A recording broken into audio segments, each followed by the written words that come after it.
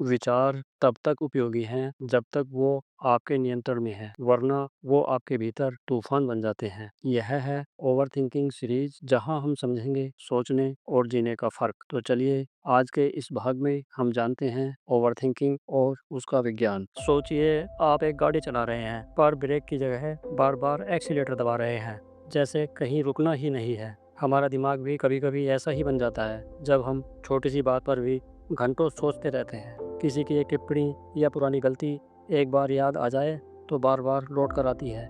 यह सिर्फ एक विचार नहीं बल्कि एक आदत है। इसी को ओवरथिंकिंग कहते हैं और यह हम सभी को कहीं न कहीं प्रभावित करती है। YouGov और टाइम्स ऑफ इंडिया की एक साझा रिपोर्ट ने यह चौंकाने वाला तथ्य सामने रखा है कि भारत में हर 4 में से एक व्यक्ति रोजाना 3 घंटे से भी ज़्यादा समय सिर्फ सोचने में बर्बाद करता है। यह आंकड़ा हमें बताता है कि ओवरथिंकिंग सिर्फ एक छोटी सी आदत नहीं बल्कि एक बड़ी समस्या है। यह सोच का एक ऐसा भंवर है जो हमें अपनी ही कल्पनाओं में उलझा देता है। यह वह मानसिक स्थिति है जहां हमारा दिमाग किसी एक बात को बार बार दोहराता रहता है बिना किसी समाधान के। यह हमें आगे बढ़ाने के बजाय एक जगह थाम लेता है। यह ठीक वैसा है जैसे कोई कहानी एक ही पन्ने पर बार बार पढ़ी जा रही हो जबकि पूरी किताब इंतजार कर रही है। यही है ओवरथिंकिंग का जाल। न्यूरोसाइंस बताता है कि जब हम ओवरथिंक करते हैं तो दिमाग के 2 हिस्से सबसे ज्यादा एक्टिव हो जाते हैं। पहला है प्रीफ्रंटल कॉर्टेक्स। यह हमारे दिमाग का वह हिस्सा है जो सोचने,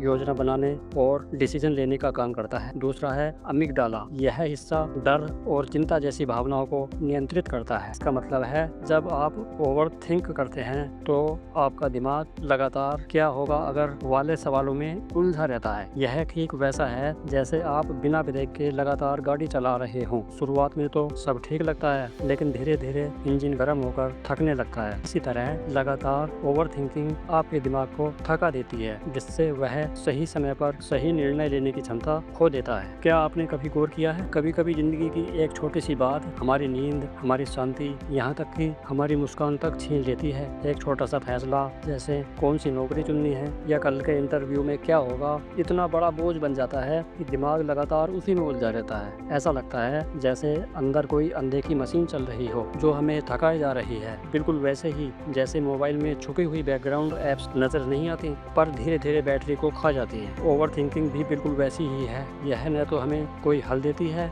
और न ही सुकून, बल्कि यह हमारे दिमाग को थका देती है, हमारी ऊर्जा खा जाती है और हमें वर्तमान की खुशी से दूर कर देती है। अब असली सवाल यह है, क्या यह लगातार सोच वास्तव में हमारी मदद कर रही है या फिर हमें पीछे खींच रही है? अगर यह हमें नुकसान पहुंचा रही है तो यह हमारे जीवन पर कितना गहरा असर डालती है, यह समझना बेहद जरूरी है। क्योंकि ओवरथिंकिंग सिर्फ आपके मन को ही नहीं बल्कि आपके शरीर और आपके रिश्तों को भी प्रभावित करती है। यह धीरे धीरे हमें अंदर से खोखला कर देती है। यही रहस्य हम अगले भाग में जानेंगे, जहां हम समझेंगे कि ओवरथिंकिंग हमारे मानसिक स्वास्थ्य, शरीर और रिश्तों पर कितना गहरा असर डालती है।